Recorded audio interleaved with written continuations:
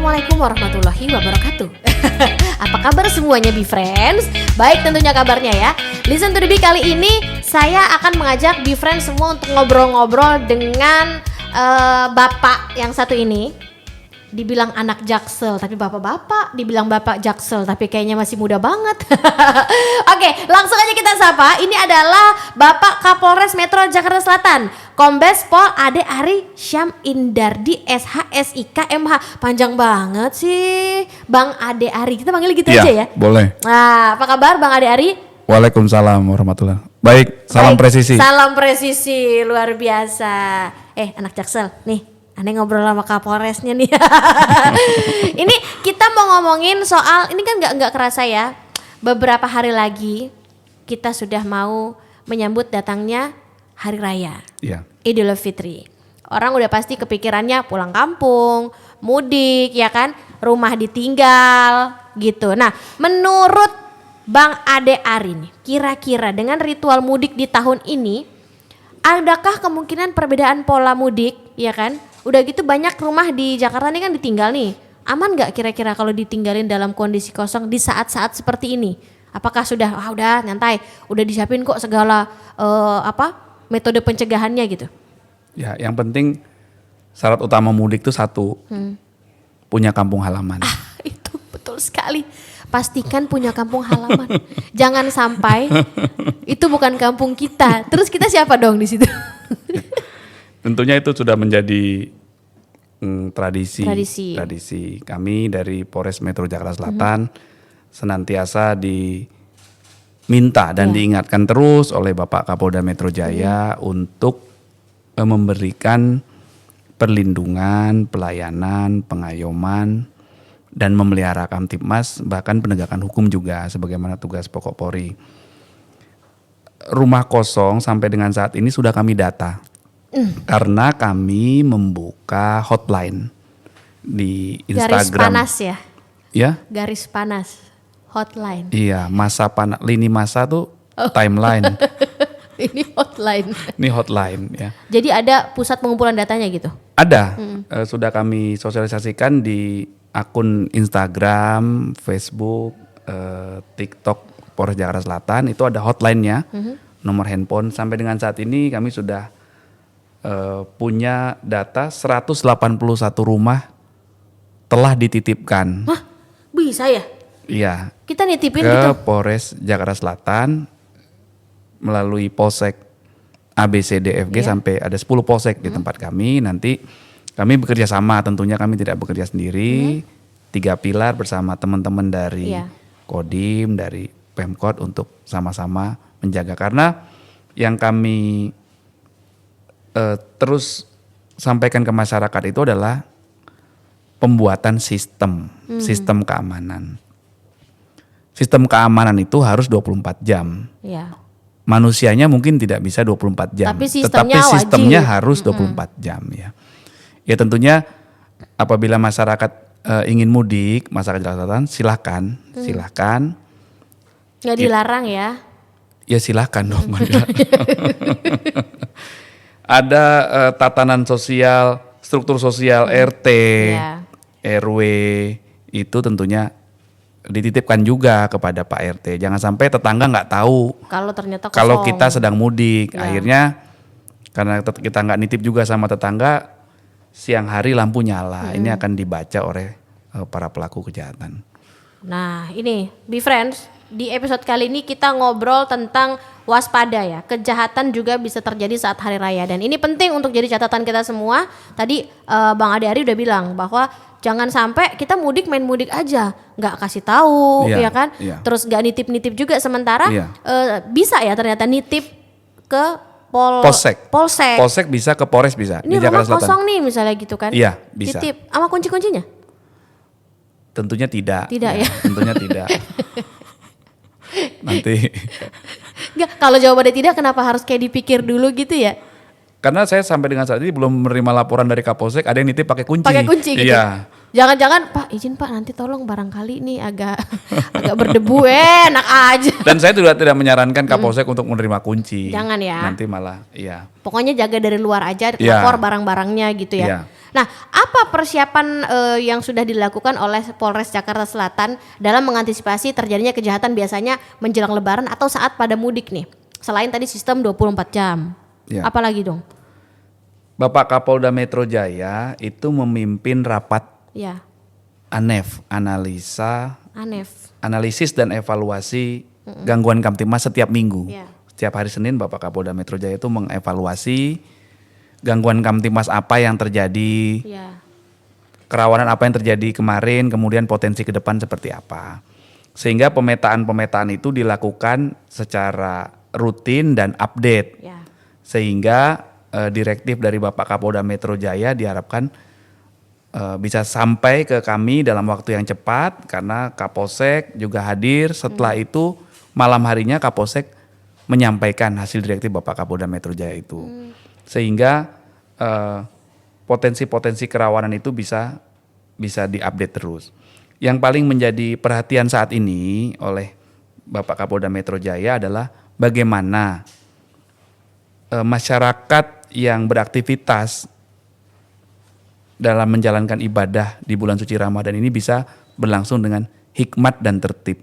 Itu fokus saat ini. Iya, tentunya kan kita bekerja harus punya skala prioritas, ya, skala prioritas.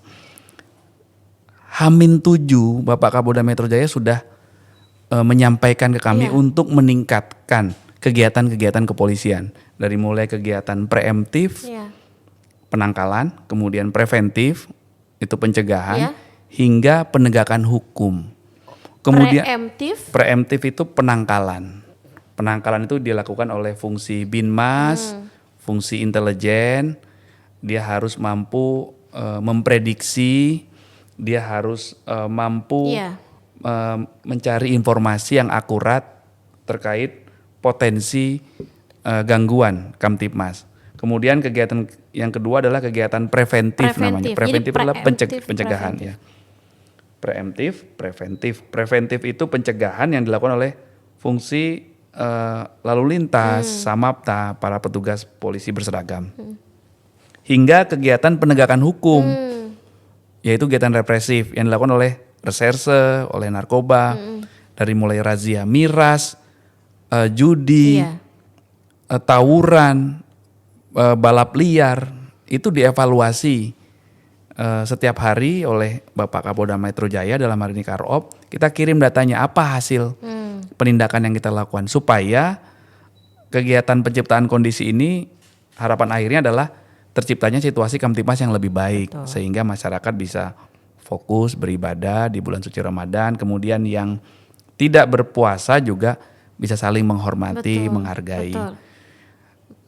Dan iya, kami juga di Jakarta Selatan sudah mengumpulkan pemilik tempat hiburan, malam, restoran, kafe. Betul, pusat perbelanjaan. Iya, atas perintah Bapak Kapolda Metro Jaya, H-7 sudah kami kumpulkan dan kami mensosialisasikan maklumat dari Bapak Kapolda Metro Jaya.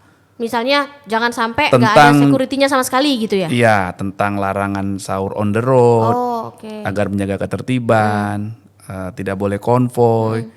Kemudian kami mensosialisasikan juga peraturan gubernur, ada nomor 18 tahun 2018 yang kemarin disampaikan di Jakarta Selatan oleh Bapak Asisten Pemerintahan, Pak Dandim juga hadir. Kita sosialisasikan supaya teman-teman pemilik kafe, tempat hiburan, mandi uap, sauna, apa segala macam itu tahu aturannya, jam operasional di bulan suci Ramadan ini seperti apa.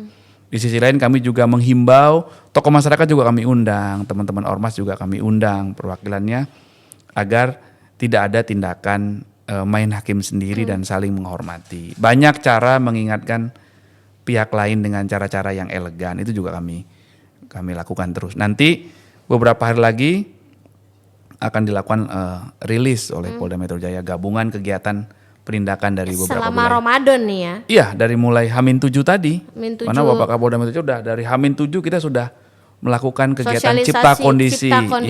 Iya. Tadi ada sauna, flora dan sauna maksudnya? Fauna dan sauna. Mandi uap ya, itu ada aturannya semua, Mbak. Nggak mandi lumpur ya? Dia ajaknya kasih stiker. Bikin konten.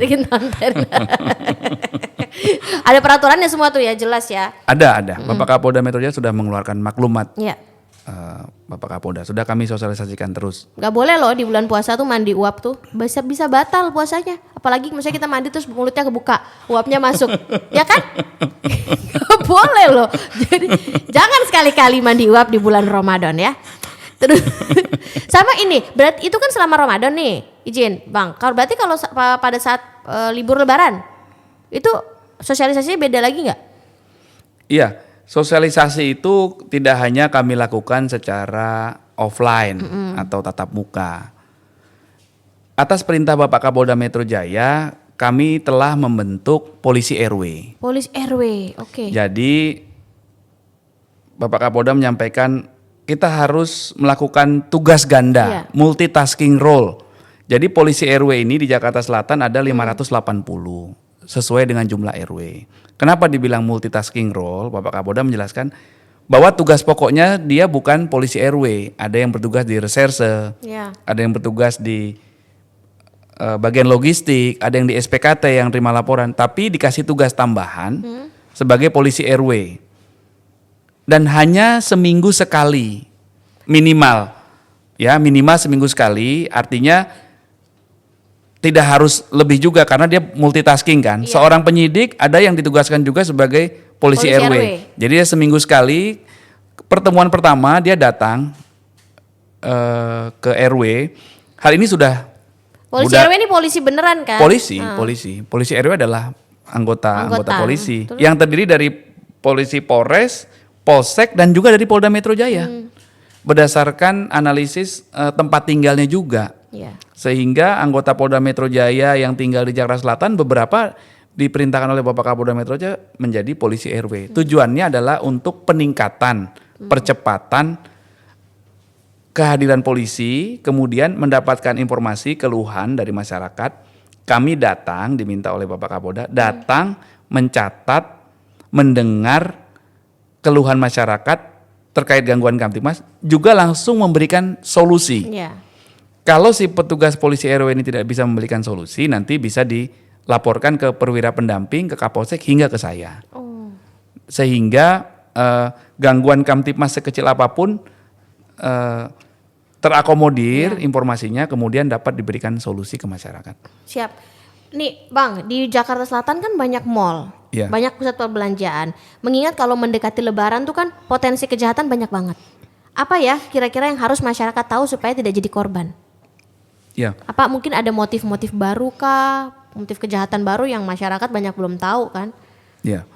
Yang jelas yang selalu kami sosialisasikan ke masyarakat adalah bahwa setiap saat kita berpotensi atau berpeluang menjadi korban kejahatan. Karena para pelaku kejahatan ini senantiasa mobile dan dia bertindak secara profesional. Terstruktur, terencana banget. Dan terorganisir juga. Dalam arti mereka memang profesional, pekerjaan dibilang itu.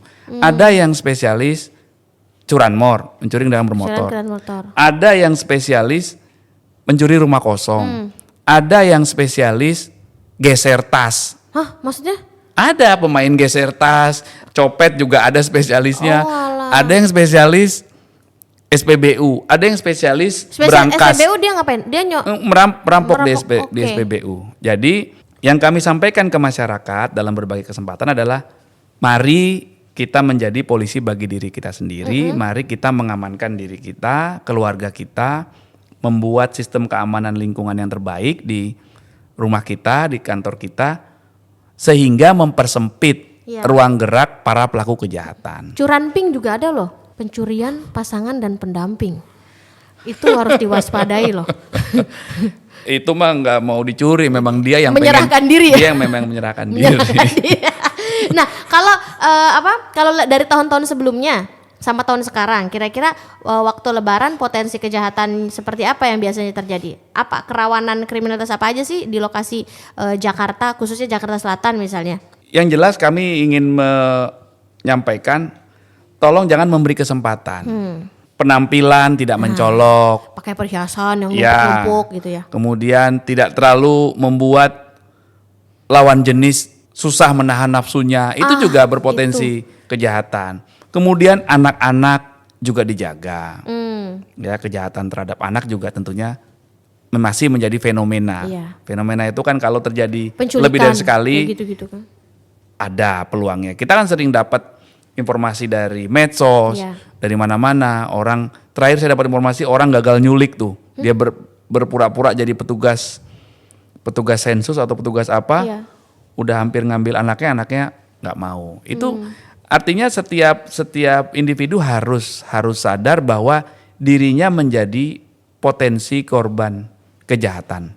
Berpotensi menjadi korban ya. Iya, makanya walaupun saya banyak berdinas di reserse, Iya. tapi ketika menjadi Kapolres, ketika menjadi Kapolsek, maka pendekatan yang saya kedepankan adalah pendekatan preemptif, pendekatan dengan fungsi binmas dan intelijen. Teorinya itu seperti kampanye, Mbak.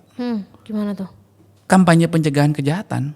Jadi door to door, man to man, bahkan anggota saya lombakan untuk melakukan sambang sebanyak-banyaknya. Siapapun, tidak hanya yang bertugas di Binmas, di patroli, anggota yang di seksi pengawasan, seksi keuangan, itu juga saya perintahkan untuk melakukan sambang. Tujuannya itu tadi, 2,4 juta plus minus warga Jakarta Selatan, itu kalau pernah ketemu semua sama petugas polisi, kemudian dipolisikan cara berpikirnya, diajak untuk pencegahan kejahatan, maka pasti aman. Pasti aman. Disamakan kerangka berpikirnya gitu kan? Iya, bahwa dia menjadi berpotensi menjadi korban kejahatan. Ayo sama-sama kita jaga diri. Kita jaga diri. Bahwa keamanan itu merupakan kebutuhan. Kalau hasilnya ingin optimal, ayo kita bekerja sama. Ini diinisiasi oleh Bang Ade sendiri? Iya. Sebanyak-banyaknya harus menyambangi gitu? Iya. Wah keren juga ya. Iya, saya lombakan setiap bulan dari Polres 1 yang juara, dari Polsek 1. Siapa yang paling banyak ketemu orang. Semakin efektif caranya, semakin cerdas cara dia, artinya kalau ada orang berkumpul, dia datang, itu kan semakin banyak. Jadi jalur sholat subuh, jalur sholat fardu, jalur sholat Jumat, sekarang sholat tarawih, kemudian pertemuan RT RW itu kita minta teman-teman tuh hadir, minta waktu 5 menit memberikan pesan-pesan Kamtibmas. Wah cakep sekali. Jadi benar-benar peer to peer langsung langsung ke teman-teman yang ada di lingkungan masyarakat supaya mereka juga oh iya ya ternyata kalau sering diingatin jadi lebih waspada semuanya gitu. Nah kalau bicara soal rumah di Jakarta Selatan ini kan banyak rumah-rumah mewah nih. Biasanya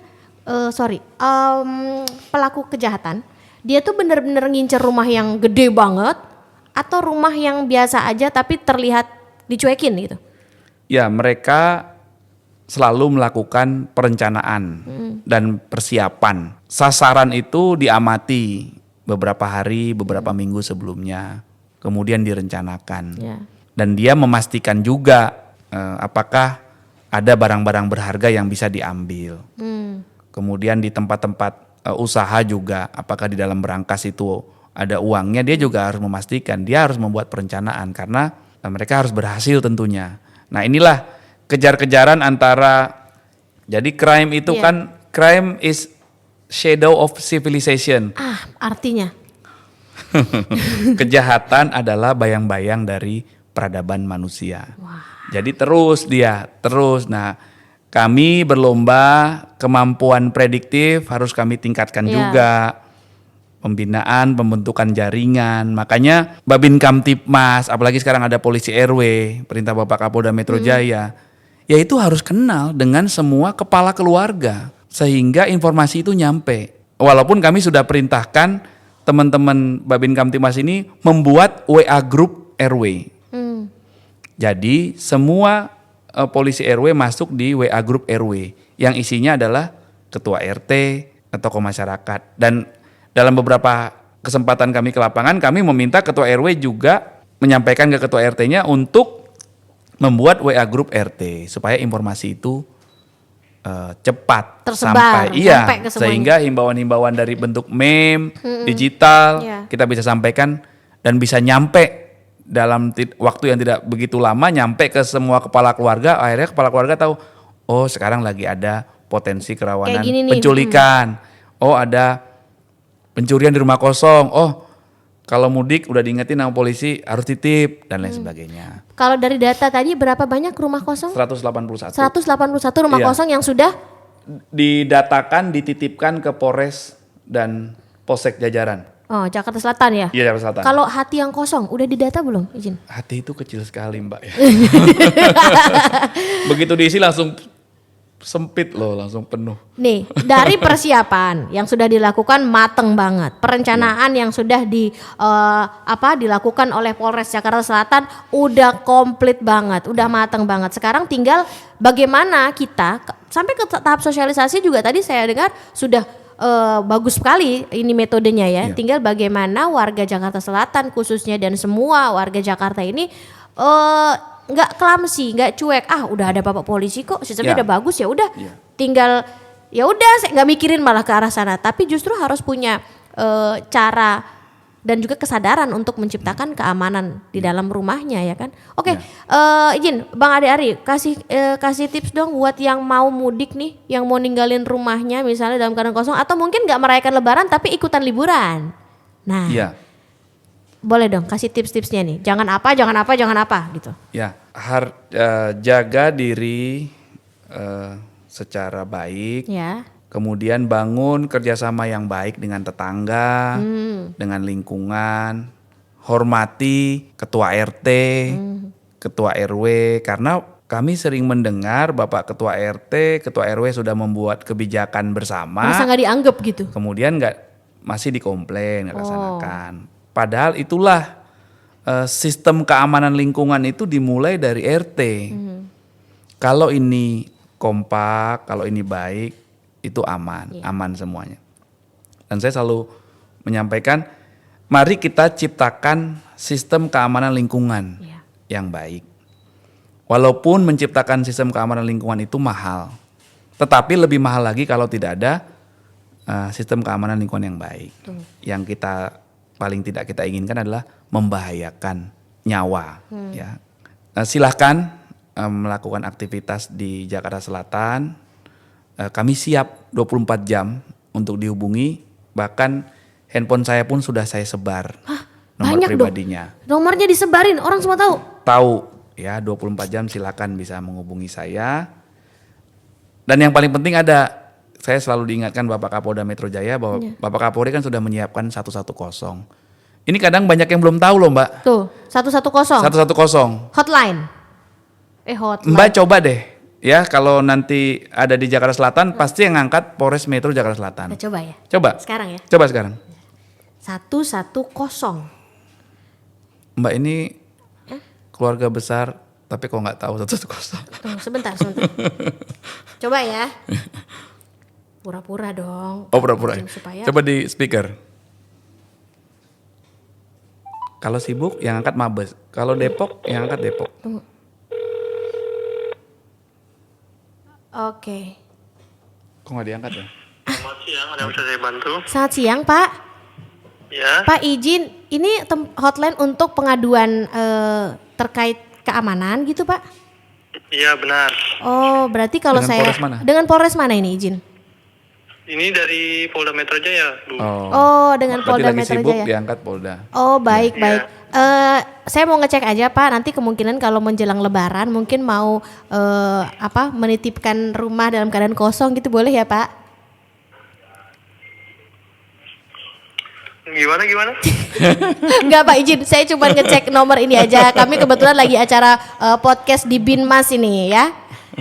Oh iya, Oke, baik. makasih ya, Pak. Iya, Iya. sama-sama. Makasih ya.